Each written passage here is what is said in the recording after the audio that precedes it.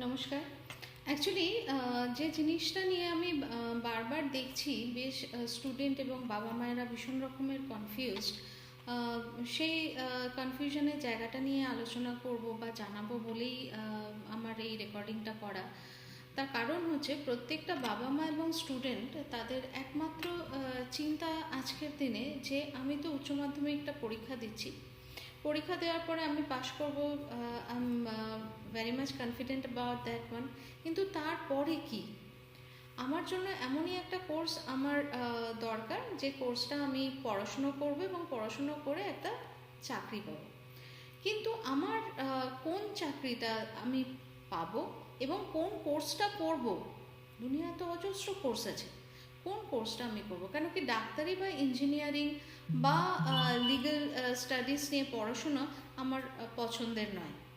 তাহলে আমি কোন জায়গাটা নিয়ে পড়বো যে জায়গাটা আমাকে চাকরির দৌড় করে খুব সহজে পৌঁছে দেবে? তাহলে আমাকে যে জিনিসটা বেছে নিতে হবে যে সেই জিনিসটা আমার জন্য ঠিক কতটা উপযুক্ত। ঠিক সেইখান থেকেই আমার বক্তব্য এটাই, আমার এই দীর্ঘদিনের এডুকেশন সেক্টর নিয়ে কাজকর্মতে আমাকে যেটা শিখিয়েছে সেটা হচ্ছে হসপিটাল ম্যানেজমেন্ট বা হেলথ কেয়ার ম্যানেজমেন্ট আজকের দিনে ভীষণ রকমের চাহিদার একটা কোর্স।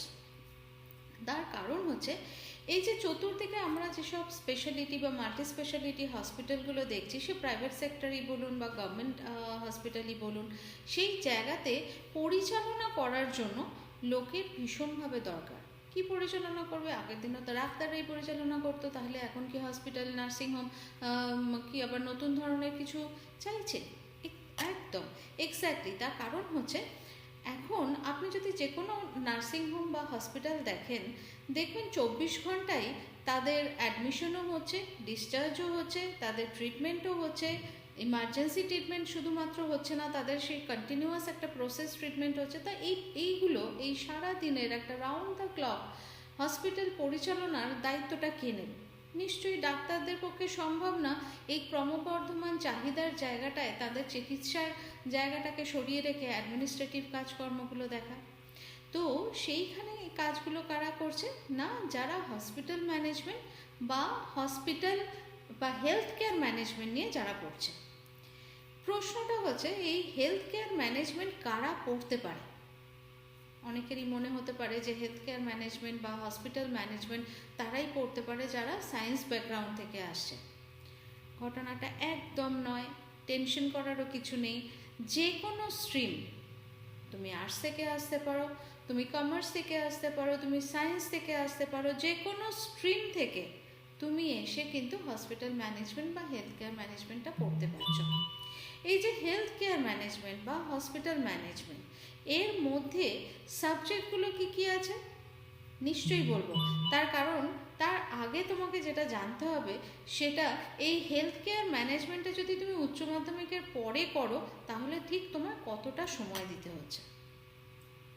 আজকের দিনে তুমি যদি অনার্স পড়তে চাও তাহলে ব্যাচেলার ডিগ্রির যে প্রসেস, এটাও ব্যাচেলার ডিগ্রি হসপিটাল ম্যানেজমেন্ট বা bachelor degree health care administration. তো এই যে জায়গাটা, এই জার্নিটাও কিন্তু 4 বছরের। 4 বছরের যে এই কোর্সটা, এই 4 বছরের কোর্সটার 3 বছর হচ্ছে জেনারেল কোর্স আর 4 বছরের হচ্ছে অনার্স ডিগ্রি কোর্স। এই অনার্স আর জেনারেল কোর্সের মধ্যে তফাৎ কি? যারা ধরো ভাবছো যে আমি 4 বছরের একটা অনার্স ডিগ্রি কোর্স করব এবং তারপরে আমি মাস্টার্স করব এবং পিএইচডি করব, সেটা আমার একটা প্রসেসে থাকবে, প্রফেশনাল একটা কোর্সের ওপর আমি পুরো ডিগ্রিটাই কমপ্লিট করলাম এবং তার সঙ্গে আমি চাকরিটাকেও এগিয়ে নিয়ে যাব, তাদের জন্য অনার্সটা। আর জেনারেল যেটা বলছি পাস কোর্সে, সেটা কীরকম ধরনের জিনিস হলো? তাহলে কি সেখান থেকে হায়ার স্টাডিজ বা আমার চাকরি সম্ভব না? একদম মানে সেটা ভাবা ভুল হবে। তার কারণ হচ্ছে যে আমি ধরো 3 বছরের জেনারেলে পাস একটা পড়াশুনো করলাম হেলথ কেয়ার বা হসপিটাল ম্যানেজমেন্টের উপরে। এবার এখন প্রশ্ন হচ্ছে যে আমি যে হসপিটাল ম্যানেজমেন্টটা পড়লাম, আমার এই হসপিটাল ম্যানেজমেন্টটা পড়ে আমি চাকরিটা কোথায় কোথায় পাবো? তার কারণ হচ্ছে হসপিটাল ম্যানেজমেন্টের সব জায়গাতে তো আমি চাকরি পাবো না, তার কারণ এটা একটা super specialized course. Super specialized কোর্সটা কেমন, কখন এই সুপার স্পেশালাইজড কোর্সটা ভালো হয় এবং কখন এটা খারাপ হয়? হসপিটাল ম্যানেজমেন্ট যখন আমি সুপার স্পেশালাইজড কোর্স বলছি, আমি যখন হসপিটালে চাকরি করছি বা হেলথ কেয়ারে চাকরি করছি আমার এবং আমি জব স্যাটিসফ্যাকশন পাচ্ছি, তখনই কিন্তু এটা খুব ভালো কোর্স। আর ধরো যখন আমি আমার পছন্দের বাইরে গিয়ে আমি হসপিটাল ম্যানেজমেন্টটা করলাম, আমি হসপিটালে চাকরি করছি বা হেলথ কেয়ারের যে কোনো একটা জায়গায় চাকরি করছি, কিন্তু আমার জব স্যাটিসফ্যাকশনটা আসছে না, তখনই হবে যে এই সুপার স্পেশালাইজড কোর্সের একটা বাজে দিক। তো আমরা কোথায় কোথায় চাকরিটা পেতে পারি? আমরা চাকরি পাবো হসপিটালে, পাবলিকও হতে পারে, প্রাইভেটও হতে পারে। মাল্টি স্পেশালিটি বা সুপার স্পেশালিটি হসপিটালে পাবো। আমরা কোথায় পাবো? নার্সিং হোমে পেতে পারি, সেটাও সুপার স্পেশালিটি বা স্পেশালিটি নার্সিং হোম। মেডিকেল কলেজেসে আমরা প্রফেসরি পেতে পারি। আর আমরা পেতে পারি হচ্ছে ডায়াগনস্টিক সেন্টার, সেইখানে একটা দুটো জায়গা আছে। অনেকে ভাবে যে আমি পড়াশোনাটা করি, এরপরে আমি আমার নিজের একটা কিছু করব, কাজ করব, ব্যবসা করব, সেখানে আই ক্যান ওপেন আমার নিজের মতো করে আমি ডায়াগনস্টিক ওপেন করতে পারি, বা আমি ওপেন করতে পারি কি আমার নিজের কোনো ডায়াগনস্টিক্সের সঙ্গে পার্টনারশিপেও আমি কাজ করতে পারি। এবার ঘটনাটা হচ্ছে যে আমি কমন রোলস কী কী পাবো, আমি যে এই হসপিটাল ম্যানেজমেন্টটা করবো আমার পজিশনগুলো কী কী হবে। আমার পজিশনের মধ্যে আমি তো হসপিটাল অ্যাডমিনিস্ট্রেশনে যেতে পারি। হসপিটাল অ্যাডমিনিস্ট্রেশনে বিভিন্ন ধরনের কাজকর্ম থাকে। আমি কি যেতে পারি? আমি অপারেশন ম্যানেজার হতে পারি, আমি কি হতে পারি? ফ্রন্ট অফিস ম্যানেজার হতে পারি, আমি কি হতে পারি? আমি পেশেন্ট হ্যান্ডলিং বা পেশেন্ট কেয়ার ডিপার্টমেন্টে থাকতে পারি, বা পেশেন্ট কেয়ার এক্সিকিউটিভ বা ওইরকম কিছু হতে পারি। কোয়ালিটি বা অ্যাসুরেন্সের দিক থেকে আমি সেখানে এক্সিকিউটিভ পদে আমি যেতে পারি। আমি কি যেতে পারি? এইচআর বা ট্রেনিং ডিপার্টমেন্টেও আমি ম্যানেজার হিসেবে যেতে পারি। তো এই যে জায়গাগুলো ছাড়া আরও কিন্তু জায়গা আছে। যেমন ধরো আমি ইমার্জেন্সি ডিপার্টমেন্টে কাজ করতে পারি, আমি মেডিসিন সেকশনে কাজ করতে পারি। এগুলো আমি কিন্তু সমস্ত হসপিটাল বা নার্সিংহোমের দিক থেকে বলছি। এরপর আমি কর্পোরেট দুনিয়াতে কি আমি কোনো চান্স পাবো না? এই যে ধরো আমি হসপিটাল ম্যানেজমেন্ট পড়বো, হসপিটাল ম্যানেজমেন্ট পড়ে কি শুধুমাত্র আমি হসপিটাল বা হেলথ কেয়ার সেক্টরেই নার্সিংহোম বা এইসব জায়গাতেই কাজ করব? আমি কি কর্পোরেটে চাকরি পাবো না? একদম না। কর্পোরেটেও আমরা যেতে পারি। কর্পোরেটে আমরা কিভাবে যাচ্ছি?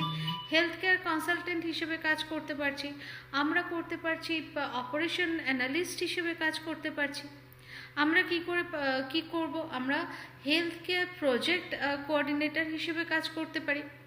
আমরা পারি hospital planning and set up consultant হিসেবে কাজ করতে পারি। তার মানে কি আমি এই যে কর্পোরেট দুনিয়াতে যাব, সেখানে আমরা এইগুলোভাবে কাজটা করতে পারি। তো সুতরাং আমাদের কর্পোরেট লাইফটাও যেমন খোলা আছে, তেমন আমাদের নর্মাল ধরো আমরা যদি ভাবি যে আমরা জেনারেল হেলথ কেয়ার বা হসপিটাল বা নার্সিংহোমে আমরা সেখানে চাকরি করব, সেটাও আমরা করতে পারি। তার মানে আমাদের কর্পোরেট লাইফটাও খোলা হয়ে গেল, আমাদের হসপিটাল লাইফটাও খোলা হয়ে গেল। এবার আমরা কোন জায়গাটা আমরা ভেবেছিলাম? আমরা বিভিন্ন ধরো মেডিকেল কলেজ যেগুলো রয়েছে বা হসপিটাল ম্যানেজমেন্ট যেখানে পড়ানো হচ্ছে বা এই হেলথ রিলেটেড যেখানে পড়ানো হচ্ছে, সেখানে আমরা প্রফেসর হিসেবে জয়েন করতে পারি। আর একটা বড় দিক আছে, যে জায়গাটা মেডিকেল ট্যুরিজম বলা হয়। মেডিকেল ট্যুরিজমের সঙ্গেও আমরা অ্যাটাচড হতে পারি। কিভাবে অ্যাটাচড হতে পারি? মেডিকেল ট্যুরিজম আমাদেরকে কিভাবে দেবে? Tour organizer, medical tour organizer, এই জিনিসগুলো অ্যাকচুয়ালি আরও একটু বিশদভাবে বোঝার ভীষণভাবে দরকার আছে। তার কারণ হচ্ছে এই মেডিকেল ট্যুর অর্গানাইজার কিন্তু সবাই সব সময় হতে পারেন না। বা ধরো মেডিকেল ট্যুরিজম কোঅর্ডিনেটর, ধরো এখান থেকে আমি একটু ছোট্ট করে বলে দিই, ধরো এখান থেকে কেউ হয়তো অস্ট্রেলিয়া যাচ্ছে বা জার্মানিতে যাচ্ছে ট্রিটমেন্টের জন্য, বা নিদেন পক্ষে সিঙ্গাপুরে হয়তো যাচ্ছে। তো তার এই টোটাল মেডিকেল ট্যুর, এটাকে তো মেডিকেল ট্যুর বলা হয়, এই মেডিকেল ট্যুরটাকে অর্গানাইজ করা। তার কারণ হচ্ছে যে হেলথ নিয়ে পড়েছে বা যে ধরো হসপিটাল ম্যানেজমেন্ট নিয়ে পড়েছে, তার পক্ষে হসপিটালের সমস্ত কিছু অর্গানাইজ করাটা তার কোনো রকম সমস্যার কারণ হয় না। তো সুতরাং সে এই জায়গাটা খুব সুন্দর করে তৈরি করতে পারে। এরপরে আসছি, যেটা না আমি তখন বলেছিলাম যে এটা নিয়ে কথা বলবো পরে, সেটা হচ্ছে কি কি পড়তে হচ্ছে। আমি তো এত কিছু পড়বো, তাহলে পড়াশোনাটা আমার কীরকম হবে? সেই সাবজেক্টগুলো আমি তোমাদেরকে দেখিয়ে দিচ্ছি, সেটা তোমরা দেখে নাও। খুব একটা শক্ত সাবজেক্ট নয় কিন্তু। তোমাদের মানে ধরো বেশ কিছু ইনস্টিটিউশন আছে, তারা একদম মানে যেটুকু সিলেবাসে আছে সেটুকু পড়াচ্ছে। আবার কিছু কিছু ইনস্টিটিউশন আছে যারা একটু সিলেবাসটা তো পুরো ফলো করছেই এবং সিলেবাসের বাইরে গিয়েও স্টুডেন্টদেরকে তৈরি করার চেষ্টা করছে। তাহলে তোমার যদি হসপিটাল ম্যানেজমেন্ট তুমি যদি পড়ো, তাহলে তোমাকে মানে দেখে নিতে হবে কোন জায়গাগুলো, যে কোন কোন সাবজেক্ট তুমি পড়ছো এবং তার বাইরে গিয়ে তুমি কী কী সাবজেক্ট পড়বে। এতক্ষণ ধরে বলছিলাম সাবজেক্টের ব্যাপার, এবারে আসি সাবজেক্টে। আমাদের হসপিটাল ম্যানেজমেন্ট যখন পড়বো, হসপিটাল ম্যানেজমেন্টে আমাদের কি কি পড়তে হবে?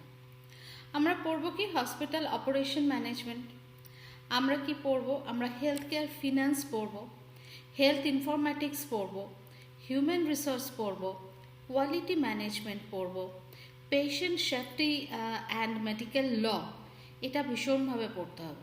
তো এই যে প্রত্যেকটা সাবজেক্ট, এই প্রত্যেকটা সাবজেক্টের আন্ডারে বেশ কিছু ইউনিটস রয়েছে, সেইগুলো ইন ডিটেলস পড়ানো হয় এই টোটাল ধরো ব্যাচেলার ডিগ্রির জার্নিটাতে। মানে এগুলো first year second year semester wise ভাগ করে করে এগুলো তোমাদেরকে পড়তে হবে। তো শুনে কি খুব শক্ত মনে হলো? তার কারণ হচ্ছে আমাদের যেটা সাধারণত ভয়ের জায়গা থাকে, ম্যাথামেটিক্স সেটা নেই, স্ট্যাটিস্টিক্স সেটা নেই, খালি আমরা এক্সট্রা যেটা পড়বো, যেখানে আমি একটু আগে বলছিলাম না যে আমরা এক্সট্রা কোন জায়গাটা দেখে নেব, সেই জায়গাটা হচ্ছে যে যারা আমাদেরকে তৈরি করছে আমাদের 360 ডিগ্রি একটা ক্যারিয়ার পাথ তৈরি করার জন্য। যে ইনস্টিটিউটে যাচ্ছি সেই ইনস্টিটিউটে আমরা দেখব যে এই যে নর্মাল যে কোর্স সাবজেক্টগুলো, এগুলো কোর্স সাবজেক্ট ছাড়া আমাকে কি ইংরেজি শেখানো হচ্ছে, আমাকে কি কর্পোরেট ইংলিশটা জানানো হচ্ছে, শেখানো হচ্ছে বা বোঝানো হচ্ছে? অফিসে আমরা যে ইংরেজিটা ইউজ করি সেই ল্যাঙ্গুয়েজটা রিটেন এবং স্পোকেন দুটো কি শেখানো হচ্ছে? এটা আমরা দেখে নেব। আর কি দেখব, যে এর সঙ্গে আনুষঙ্গিক কম্পিউটার শেখাটা ভীষণভাবে দরকার। এই কম্পিউটারটা যখন আমরা শিখছি তখন সেই কম্পিউটারের আন্ডারে কি কি শেখানো হচ্ছে? নর্মালি ধরো ওই ইন্টারনেট বা MS অফিস বা নর্মাল কম্পিউটার ইউজ করতে শেখানো হচ্ছে না, হসপিটালে যেসব ধরো প্যাকেজগুলো ইউজ হয় সেইগুলো শেখানো হচ্ছে। তো এইগুলো একটু জেনে নেওয়ার ব্যাপার আছে। তার কারণ হচ্ছে আমরা যখন চাকরির ইন্টারভিউ দিতে যাব তখন কিন্তু আমাদের এই প্রশ্নগুলোর সম্মুখীন হতে হবে। তো সেই জন্য আমরা সাবজেক্টের পাশাপাশি আরও এক্সট্রা কি কি পড়ানো হচ্ছে সেগুলো কিন্তু জেনে নেব। আর কি জানবো? আর জানবো যে যে ইনস্টিটিউটটাতে পড়ছি তারা আমাকে ঠিক কোথায় কোথায় ইন্টার্নশিপে পাঠাচ্ছে। সেটা কি কোনো speciality hospital, multi speciality hospital, না সুপার স্পেশালিটি হসপিটাল? আমার এই 4 বছরের কোর্সে, আমার এই 8টা সেমিস্টারে ঠিক কতগুলো ইন্টার্নশিপ পাচ্ছি, কতগুলো জায়গায় ইন্টার্নশিপ পাচ্ছি। মানে ধরো প্রথম ইন্টার্নশিপটা তোমার হলো হয়তো অ্যাপোলোতে, পরের ইন্টার্নশিপটা ফোর্টিসে হচ্ছে কিনা, তারপরের ইন্টার্নশিপটা আমরা এক্সপেক্ট করতেই পারি নিউরোসায়েন্সে হচ্ছে কিনা, তারপরের ইন্টার্নশিপটা আমরা R&D করে এক্সপেক্ট করতেই পারি, তারপরের আমরা যদি ইন্টার্নশিপটা এক্সপেক্ট করি মেডিকাতে, তাহলেও কিন্তু আমাদের খুব একটা অসুবিধা হওয়ার কথা না, এবং সেটা আমাদেরকে ফার্দার ইন্টারভিউতে এবং চাকরি পেতে ভীষণভাবে হেল্প করবে। তো তাহলে আমাদের দেখার জিনিস কিন্তু অনেকগুলো। তার কারণ আমাদের পড়াশোনাটা ডেফিনেটলি আমরা উচ্চ মাধ্যমিক দিচ্ছি, আমাদের বেশ কিছু মাথার মধ্যে জিনিসপত্র গিজগিজ করছে, ঘোরাফেরা করছে। তার সঙ্গে আমি আজকে যে ছোট ছোট কয়েকটা জিনিস বললাম দেখে নেওয়ার জন্য, সেগুলো কিন্তু দেখে নিতে ভুলো না। তার কারণ হচ্ছে এই সময়টাই সবচেয়ে ইম্পর্ট্যান্ট সময়। ভুল পদক্ষেপ এবং ভুল পথ বাছলে কিন্তু ভুল জায়গাতেই পৌঁছতে হবে। ঠিক আছে, আবার দেখা হবে। যদি কোনো প্রশ্ন, একদম যদি কোনো প্রশ্ন মনে আসে, তাহলে আমার ফোন নাম্বার দেওয়া আছে। এই ফোন নাম্বারে তোমরা কিন্তু যোগাযোগ করতে ভুলো না। আমি যথাসাধ্য চেষ্টা করব তোমাদেরকে গাইড করতে। আর সাবস্ক্রিপশন একটু করো, তাহলে ভালো লাগবে, বুঝতে পারবো তোমরা কতজন আমার প্রোগ্রামটা দেখে উপকৃত হলে। Thank you very much.